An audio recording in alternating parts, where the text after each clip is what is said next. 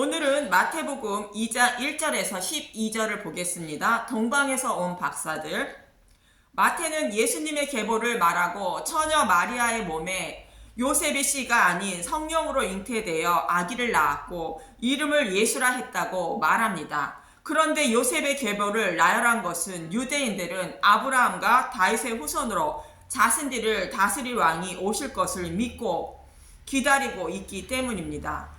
그래서 예수 그리스도가 유대인들이 기다리던 메시아이며 유대인을 다스릴 왕임을 증거한 것입니다. 이렇게 유대인들이 기다리던 왕이 오셨는데 유대인들은 예수 그리스도가 자신들의 왕임을 알아보지 못하고 있었던 것입니다. 그런데 예수 그리스도께서 성경의 약속대로 오신 유대인의 왕임을 알고 경배하러 온 사람들이 있다고 말합니다. 본문 1절에서 2절을 보면 마태복음 2장 1절 동방으로부터 박사들이 경배하러 오다. 헤롯 왕 때에 예수께서 유대 베들레헴에서 나심에 동방으로부터 박사들이 예루살렘에 이르러 말하되 마태복음 2장 2절 유대인의 왕으로 나신 이가 어디 계시냐 우리가 동방에서 그의 별을 보고 그에게 경배하러 왔노라 하니 유대인과 달리 동방에서 온 박사들은 아기 예수가 유대인의 왕임을 알고 아기 예수께 경배하러 왔다는 것입니다. 동방 박사들은 이방인들입니다. 이방인들은 성경 말씀도 가지고 있지 않았습니다. 그런데 유대인들은 구약 성경 말씀을 가지고 있었고 다윗의 후손으로 자신들을 다스릴 왕이 오실 것임을 성경에 기록되어 있기 때문에 알고 그분을 기다리고 있었습니다. 그런데 동방 박사들은 이방인들로 성경도 없는데 아기 예수가 구약에서 약속한 대로 오신 유대인의 왕임을 알고 경배하러 왔다고 마태는 유대인들을 책망하고 있는 것입니다. 그럼 아기 예수를 찾아온 동방 박사들은 누구인가? 여기서 박사는 마고스라는 헬라어로 마술사, 마법사, 과학자, 박사라는 뜻이 있는 것으로 보아, 학식이 넓은 사람들로 유대인의 왕으로 메시아가 오실 것을 알고 있는 사람들로 여겨집니다. 그럼 왜 동방 박사들은 별을 보고 아기 예수를 찾아왔을까? 이스라엘 백성이 광야에 있을 때 모압 발락은 발람을 불러 이스라엘 백성을 저주하라 청하게 됩니다. 이 청을 듣고 발람은 나귀를 타고 발락에게로 가는데 여호와의 사자가 앞길을 막아서게 되고 나귀는 여호와의 사자를 피하려다 발람의 발을 짓누르게 됩니다. 민수기 22장 25절 나귀가 여호와의 사자를 보고 몸을 담에 대고 발람의 발을 그 담에 짓누르매 발람이 다시 채찍질하니 이때 여호와께서 나귀의 입을 열었고 민수기 22장 28절 여호와께서 나귀의 입을 여시니 발람에게 이르되 내가 당신에게 무엇을 하였기에 나를 이같이 3번을 때리느냐 민수기 22장 29절 발람이 나귀에게 말하되 내가 나를 거역하였기 때문이니 내 손에 칼이 있었다면 곧 너를 죽였으리라. 민수기 22장 30절 나귀가 발람에게 이르되 나는 당신이 오늘까지 당신의 일생 동안 탄 나귀가 아니냐 내가 언제 당신에게 이같이 하는 버릇이 있었더냐 그가 말하되 없었느니라. 민수기 22장 31절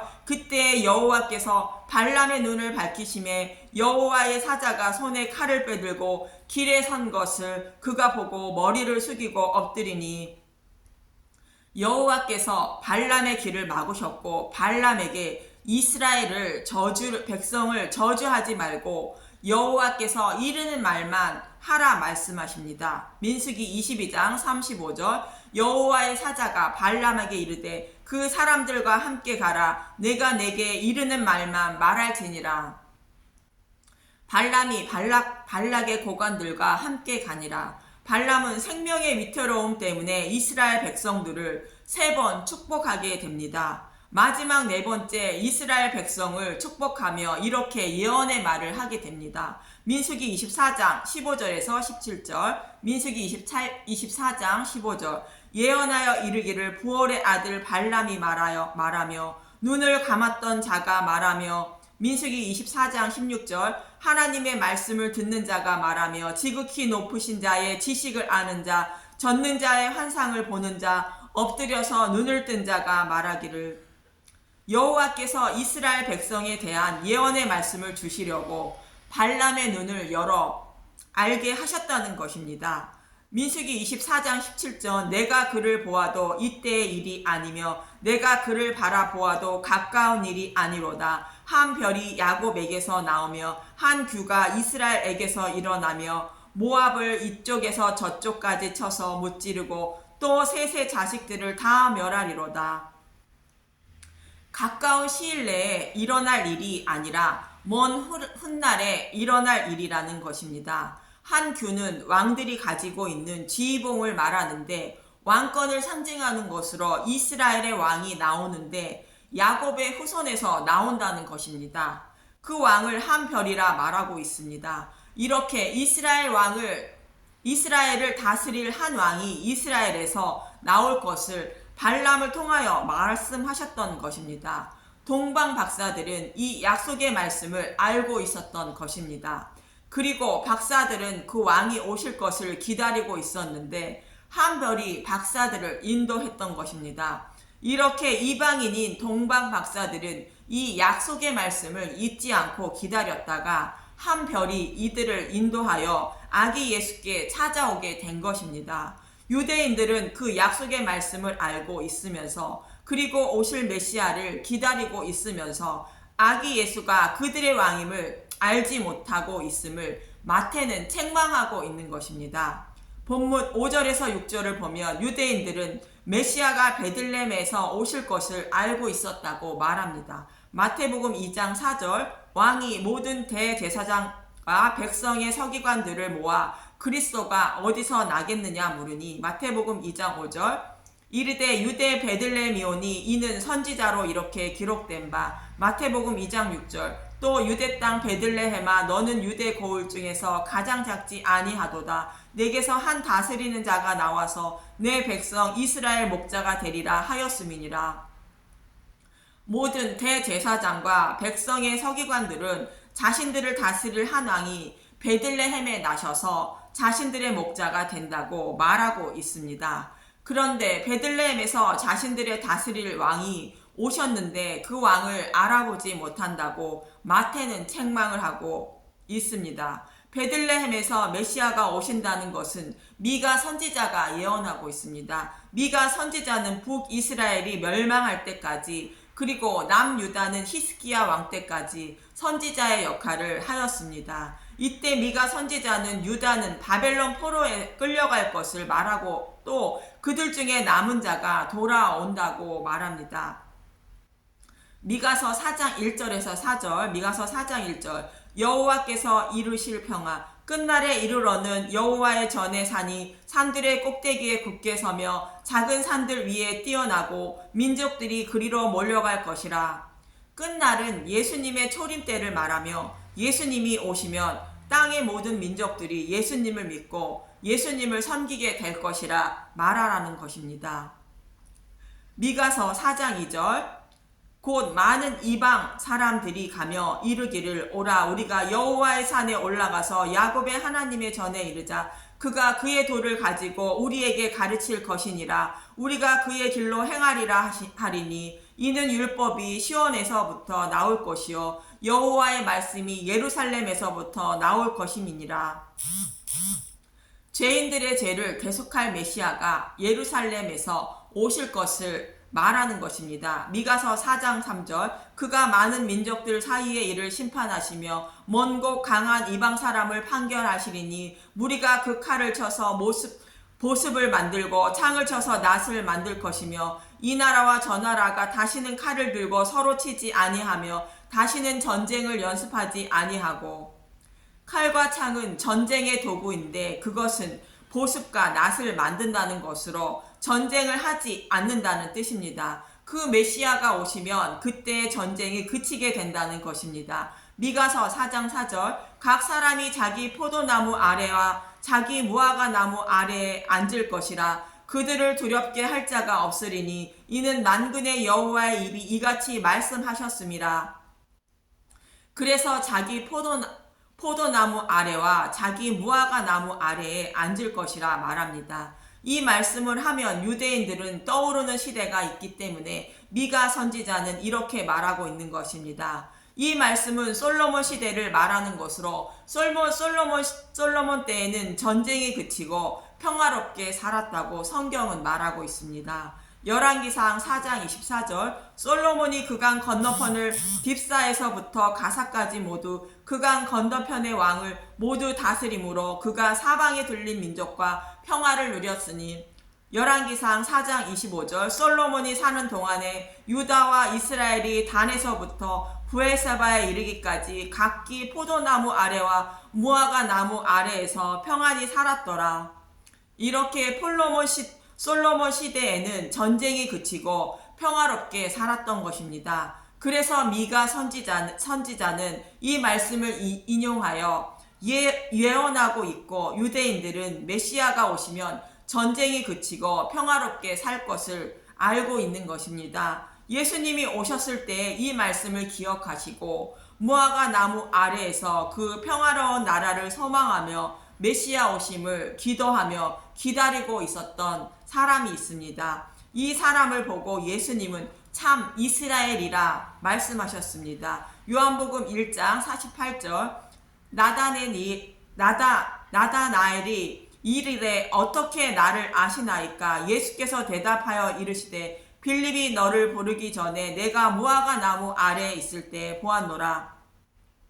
요한복음 1장 49절 나다나엘이 대답하되 랍비여 당신은 하나님의 아들이시요 당신은 이스라엘의 임금이로소이다. 요한복음 1장 50절 예수께서 대답하여 이르시되 내가 너를 무화과 나무 아래에서 보았다 하므로 믿느냐? 이보다 더 큰 일을 보리라. 나다나엘은 미가 선지자가 예언한 그 나라를 소망하며 그 메시아가 오실 것을 기다리며 무화과 나무 아래에서 아무도 모르게 기도하고 있었던 것입니다. 그 모습을 아는 분은 하나님 한 분뿐임을 나다나엘은 알고 있었던 것입니다. 그래서 나다나엘은 예수님이 하나님의 아들이요 이스라엘 왕이라 고백하고 있는 것입니다. 그럼 메시아가 어디서 오신다는 것일까? 미가서 5장 2절 보겠습니다. 베들레헴에 다스릴 자가 나오리라. 베들레헴 에브라다야 너는 유다 족속 중에 작을지라도 이스라엘을 다스릴 자가 내게서 내게로 나올 것이라. 그의 근본은 상고에 영원에 있느니라. 유대 베들레헴에서 오신다고 말합니다. 이 말씀 때문에 유대인 모두는 자신들을 다스릴 왕이 베들레헴에서 오신다는 것을 다 알고 있었다는 것입니다. 그런데 유대인들은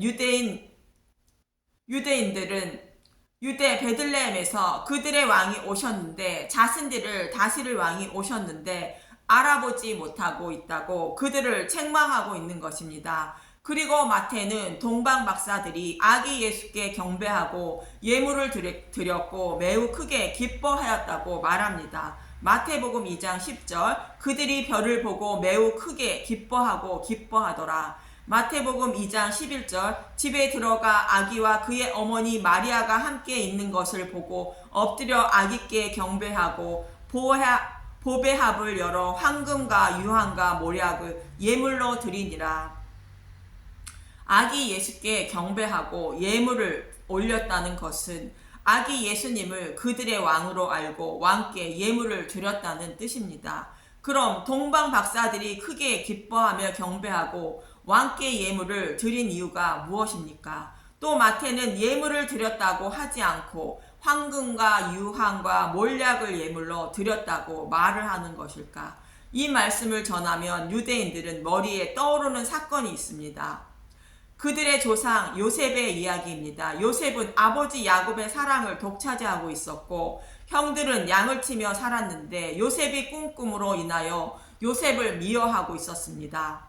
어느 날 아버지 야곱은 요셉에게 신부를 보냈고 형들에게 다가오는 요셉을 죽이려 하는데 창세기 37장 23절 보겠습니다. 요셉이 형들에게 이르매 그의 형들이 요셉의 옷 곧 그가 입은 채색 옷을 벗기고 창세기 37장 24절 그를 잡아 구덩이에 던지니 그 구덩이는 빈 것이라 그 속에 물이 없었더라. 창세기 37장 25절. 그들이 앉아 음식을 먹다가 눈을 들어 본즉 한 무리의 이스마엘 사람들이 길앗에서 오는데 그 낙타들에게 향품과 유황과 몰약을 싣고 애굽으로 내려가는지라. 형들은 요셉을 이들에게 노예로 팔게 되는데 창세기 37장 28절. 그때 미디안 사람 상인들이 지나가고 있는지라. 형들이 요셉을 구덩이에서 끌어올리고 은 20에 그를 이스마엘 사람들에게 팔매 그 상인들이 요셉을 데리고 애굽으로 갔더라. 이렇게 노예의 값에 팔린 요셉은 애굽으로 내려가 바로의 꿈을 해몽하고 애굽의 총리가 됩니다. 7년 풍년에 양식을 저장하고 7년 흉년 때에 이방인인 애굽 백성들의 생명을 살리게 됩니다. 그리고 그 후에 야곱과 그의 형들은 애굽에 있는 요셉에게로 내려가 생명을 살리게 된 것입니다. 이 사실을 잘 알고 있는 동방 박사들은 아기 예수님이 요셉처럼 자신들의 생명을 살릴 왕으로 오셨음을 알고 자신들을 구원할 영원할 왕으로 오셨다는 것을 알고 경배하고 예물을 드리며 크게 기뻐하였다는 것입니다. 그런데 유대인들은 자신들의 생명을 살릴 왕임을 알아보지 못하고 있다고 마태는 유대인들을 책망하고 있으며 요셉을 죽이려고 팔아 넘겼지만 요셉이 형들의 생명을 살린 것처럼 유대인들의 생명을 살리기 위하여 예수님이 오셨다고 말하고 있는 것입니다. 유대인들이 예수님을 은 30에 팔아 십자가에서 죽였지만 유대인들은 자신들의 생명을 살린 분은 오직 예수 그리스도 한 분뿐이라는 것입니다. 그래서 야곱과 요셉의 형들이 사죄하고 애굽의 총리인 요셉에게 들어가 생명을 살린 것처럼 회개하고 예수님을 영접하여 생명을 살려야 한다고 간절히 호소하고 있는 마태의 모습인 것입니다. 그렇습니다.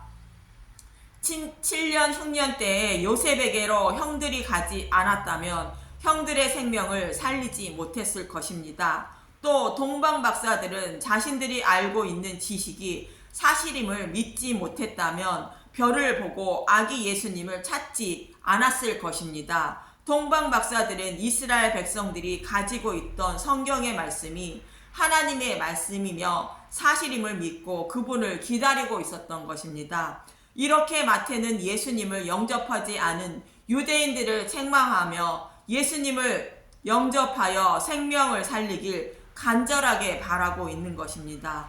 저와 여러분도 성경은 여호와 하나님이 나를 사랑하셔서 구원하여 주시기 위하여 사랑의 편지로 주신 것임을 굳게 믿으시고 성경의 말씀대로 반드시 이루어짐을 굳게 믿으셔서 예수님의 손을 꼭 잡으시고 생명으로 부활할 그날을 기다리며 십자가의 은혜와 사랑에 늘 감사하는 마음으로 살다가 하나님 나라에 들어가 크게 기뻐하게